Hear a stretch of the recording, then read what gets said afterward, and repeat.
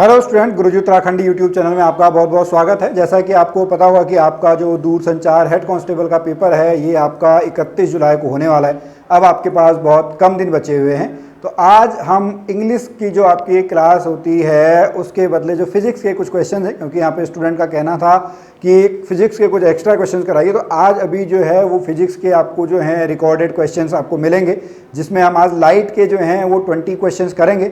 और हमारी जो लाइव क्लास होती है आपकी वेडनेसडे को, वो आपका रेगुलर बेस पे ही आपकी चलती रहेगी। तो मैं चाहूँगा कि मेरा आंसर देने से पहले आप लाइट के जो हैं 20 क्वेश्चंस को अटेम्प्ट कीजिए और खुद आंसर दीजिए। तो चलिए लाइट के क्वेश्चंस को अब शुरू करते हैं। पहला क्वेश्चन है, sky appears blue due to, आकाश नीला क्यों दिखाई देता है। उसके पीछे का जो रीजन है वो रीजन आपका क्या है, तो उसको हम बोलते हैं स्कैटरिंग। क्या बोलते हैं? स्कैटरिंग, प्रकीर्णन। ठीक है, क्या बोलते हैं? प्रकीर्णन। अब यहां पर क्या है, हमारे एटमॉस्फेयर में आपका जो है वो आपके हम क्या कहेंगे, जो मॉलिक्यूल्स हैं वो आपका जो नीला कलर है, ठीक है, उसको वो आपका क्या करेंगे, फैला देते हैं। ठीक है, हालांकि जो सबसे, अगर आपने जो विबग्योर वाला जो केस है वो आपने सुना हुआ होगा, लेकिन वहां पे जो आपका है वो जो है ब्लू कलर जो है वो आपका उसको क्या करेगा, सबसे अधिक फैलाता है। या यहां पर हम जो अगर उसकी बात करें, जैसे टिंडल इफेक्ट है, वो भी आपका किस में आता है, वो भी आपका स्कैटरिंग में आता है। या फिर हम कहें जो बाहर का स्पेस है, ठीक है, वो स्पेस किस कलर का दिखाई देगा, तो जो बाहर अगर हम स्पेस में होंगे तो स्पेस आपका हमेशा काला कलर का दिखाई देता है। किस कलर का दिखाई देता है? आपके ब्लैक कलर का, क्योंकि वहां पे कुछ भी स्कैटर नहीं होता, तो वैक्यूम है, तो वहां पे किसको आपका स्कैटरिंग होगी। तो इसका जो राइट आंसर है वो है आपका स्कैटरिंग यानी प्रकीर्णन।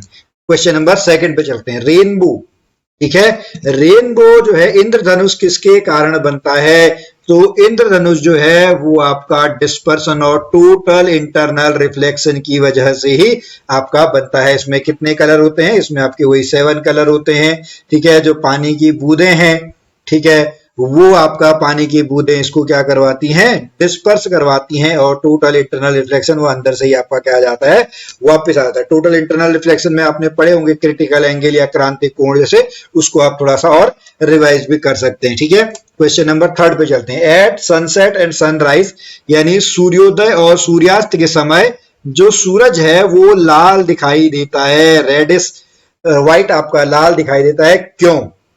इसकी वजह से, स्कैटरिंग की वजह से। स्कैटरिंग ड्यू टू, यानी वही स्कैटरिंग मतलब जो प्रकीर्णन है। Scattering due to dust particles and air molecules causes the phenomena. Option number D, option number D is the right answer. Okay, question number 4। If a concave mirror of focal length 10 centimetre, okay, एक आपका concave mirror है, अच्छा mirror की हम बात कर रहे हैं, एक कॉनकेव हो गया, ठीक है, कॉनकेव मिरर जो है ये इसकी focal length f is equal to कितना है, 10 सेंटीमीटर है। इसको हम पानी में डाल देते हैं, इसकी फोकल लेंथ कितनी हो जाएगी भाई? फोकल लेंथ चेंज ही नहीं होगी, रिमेन अनचेंज, क्योंकि वो किस पे जो है वो एक्सटर्नल मीडियम पे डिपेंड थोड़ी करती है। ठीक है, तो इसकी फोकल लेंथ कितनी है? इसकी फोकल लेंथ आपकी 10 सेंटीमीटर रहेगी, यानी रिमेन अनचेंज। ठीक है, अपरिवर्तित रहता है। Question number 5। Image formed by plane mirror is always, समतल दर्पण द्वारा निर्मित प्रतिबिंब सदैव क्या होता है? समतल दर्पण द्वारा जो प्रतिबिंब है वो हमेशा क्या रहेगा? वर्चुअल और इरेक्ट रहता है। क्या रहता है? वर्चुअल और इरेक्ट, यानी आभासी और सीधा बनता है। किसी भी एक समतल दर्पण द्वारा जो आपका इमेज बनती है वो आभासी और क्या होती है? आभासी और सीधी होती है। क्वेश्चन नंबर 6 पे चलते हैं। जो दाढ़ी बनाने वाला जो ग्लास होता है, सेविंग ग्लास, वो आपका कौन सा होता है? वो आपका कॉनकेव मिरर होता है, क्योंकि इमेज आपकी क्या बनती है? इमेज आपकी बड़ी बनती है, बड़ा साफ साफ दिखाई देता है। तो ऑप्शन नंबर 1 कॉनकेव मिरर अवतल दर्पण is the right answer. Okay, question number 7। Okay, ठीक है, 45 डिग्री कोण पे। अच्छा, अब यहाँ पे देखो, थोड़ा सा पहले आपको ना इसका कंसेप्ट समझा दो। 45 डिग्री के कोण पे तो जो इमेज की आपकी नंबर ऑफ इमेजेस हैं, सबसे पहले आप क्या करोगे? सबसे पहले आप 360 अपॉन थीटा की वैल्यू निकालोगे। किसकी वैल्यू निकालोगे? 360 अपॉन थीटा की वैल्यू। तो अब ये 360 अपॉन थीटा की वैल्यू आपकी दो तरीके की हो सकती है। या तो ये क्या आएगा, इवन नंबर आएगा, सम आएगा, या ये क्या आएगा, ऑड नंबर आएगा, यानी क्या आएगा, विषम संख्या आएगी। दो ही चीजें हो सकती है, या तो इवन आएगा या फिर आपका ऑड आएगा। अगर ये संख्या आपकी इवन है तो आपका जो आंसर है वो कितना हो जाएगा, 360 माइनस 1। अगर ये ऑड आती है तो कितना हो जाएगा, 360 अपॉन थीटा। ठीक है, तो इमेज जो है 360 अपॉन थीटा के हिसाब से पहले आप निकालोगे। अगर इवन आई तो -1 कर दोगे, अगर ऑड आई तो आप उतने का उतना ही रख दोगे। अब यहां पर हम देखें, ठीक है, यहां पर हम देखेंगे 360 अपॉन थीटा 45। ठीक है, तो इसका आप वैल्यू निकालो कितनी आएगी। यहां पे आप बात करो, शायद 8 आएगा।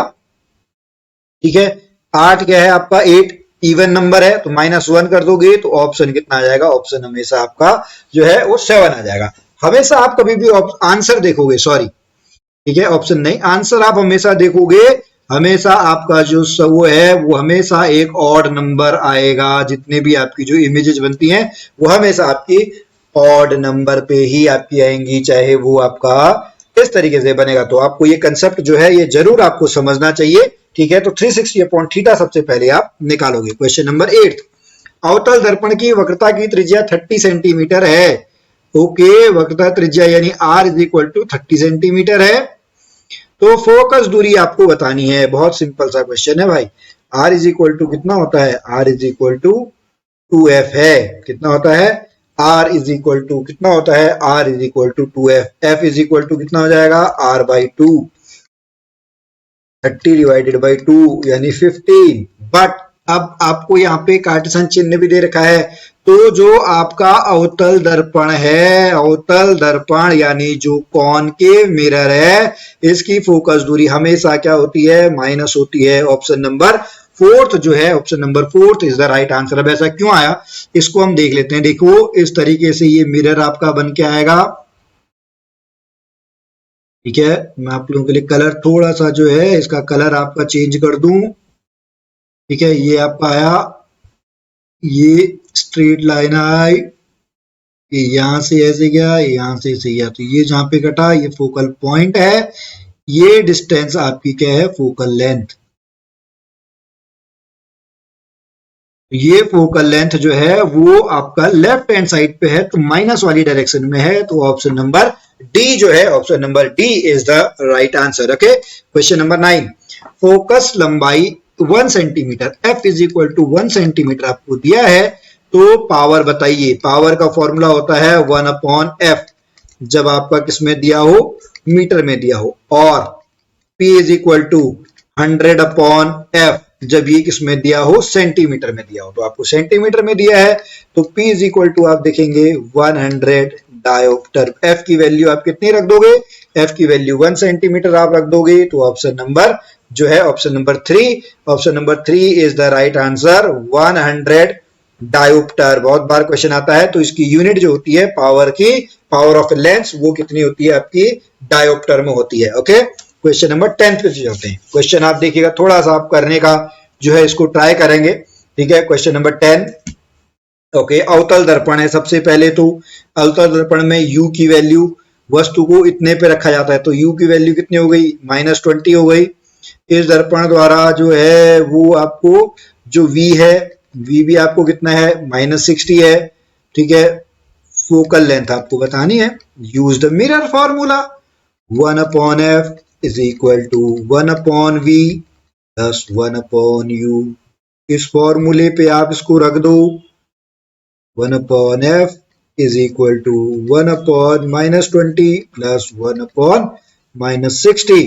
तो इसको जब आप कैलकुलेट करोगे तो आंसर आपका कितना आ जाएगा, option number 1, -15 centimetre is the right answer. जो फोकल लेंथ आपकी आएगी वो -15 सेंटीमीटर आपकी बन के आ जाएगी। ओके, अगला क्वेश्चन, पूर्ण आंतरिक परावर्तन यानी टोटल इंटरनल रिफ्लेक्शन में प्रकाश कहां से कहां गुजरता है। भाई बहुत सिंपल सा है, आपको क्या करना है, डेंसर मीडियम से कहां को जाता है, रेयरर मीडियम की तरफ, यानी जो सघन है, सघन से कहां को जाता है, सघन से विरल की तरफ को जाता है। तो जो आपका क्रिटिकल एंगल है उसका मान अधिकतम होता है डेंसर टू रेयरर।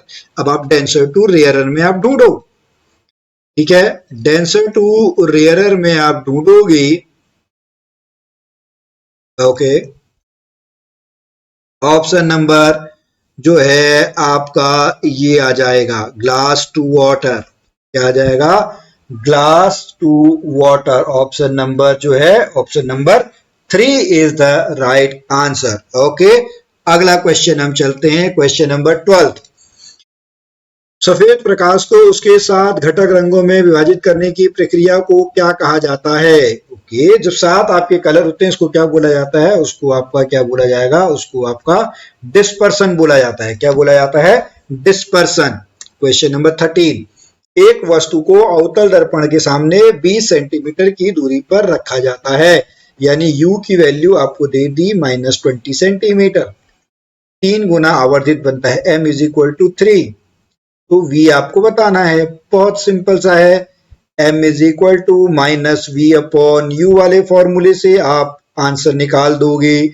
सब कुछ तो आपको दिया है, u आपको दिया है, m आपको दिया है, ठीक है, और 3 गुना, अच्छा, वास्तविक प्रतिबिंब बनता है, ठीक है, कौन सा बनता है? रियल इमेज बनती है, मतलब वो आपका क्या हो जाएगा? माइनस की तरफ को आ जाएगा। तो m की वैल्यू कितना हो गया?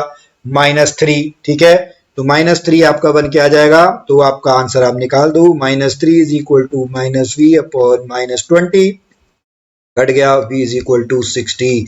Option number 4, 60 centimetre from the mirror. क्या आएगा? 60 centimetre from the mirror. Option number जो है 4th is the right answer. Okay, अगले क्वेश्चन पे चलते हैं, question number 14। Which of the following has lowest critical angle? न्यूनतम क्रांतिक कोण, ठीक है, इसमें होगा न्यूनतम क्रांतिक कोण जो होगा वो diamond. Option number 2 is the right answer. Question number 15। यदि किसी वस्तु को फोकल लंबाई f, ओके, उत्तल लेंस है, ठीक है, तो आपको 7.5 दे दिया गया। उत्तल लेंस के सामने आप रखोगे, u इज इक्वल टू -20 हो गया, तो v आपको बताना है। अब आपको यहाँ पे कौन सा फॉर्मूला लगा देना है? यहाँ पे आपको अब आप जो है लेंस फॉर्मूला लगा देना है। लेंस फॉर्मूला क्या होता है? 1/f is equal to 1/v minus 1/u। ये फॉर्मूला होता है, 1/f is equal to 1/v minus 1/u is the, ठीक है, तो यहां से आप इसको कैलकुलेट करोगे, आपका आंसर क्या आ जाएगा? Option number 3, 12 is the right answer. Question number 16। मिट्टी के तेल, तारपीन और पानी के अपवर्तक सूचकांक, यानी जो इनका रिफ्रैक्टिव इंडेक्स है, वो आपको इतना दिया हुआ, प्रकाश की गति अधिकतम कब होगी? भाई क्या होता है रिफ्रैक्टिव इंडेक्स? प्रोपोर्शनल 1/स्पीड, और हम क्या लिख सकते हैं? Speed is 1/RI, refractive index. तो भैया जिसका जो रिफ्रैक्टिव इंडेक्स है सबसे कम होगा, उसकी स्पीड क्या होगी? उसकी स्पीड अधिक होगी। सबसे कम आपका 1.33 है, पानी का है, तो ऑप्शन नंबर 3 जो है, ऑप्शन नंबर 3 जो है वो राइट आंसर आएगा। मतलब रिफ्रैक्टिव इंडेक्स हाइयर होगा तो स्पीड कम होगी, रिफ्रैक्टिव इंडेक्स आपका कम होगा तो स्पीड आपकी हाइयर होगी। हाइयर आपको बताना है, तो option number 3 water is the right answer. Question number 17। तारों की टिमटिमाहट के लिए ट्विंकलिंग ऑफ स्टार किसकी वजह से होता है? एटमॉस्फेरिक रिफ्रैक्शन की वजह से होता है। किसकी वजह से होता है? वायुमंडलीय अपवर्तन की वजह से, ठीक है, एटमॉस्फेरिक रिफ्रैक्शन की वजह से आपका होता है, ठीक है। Question number 18।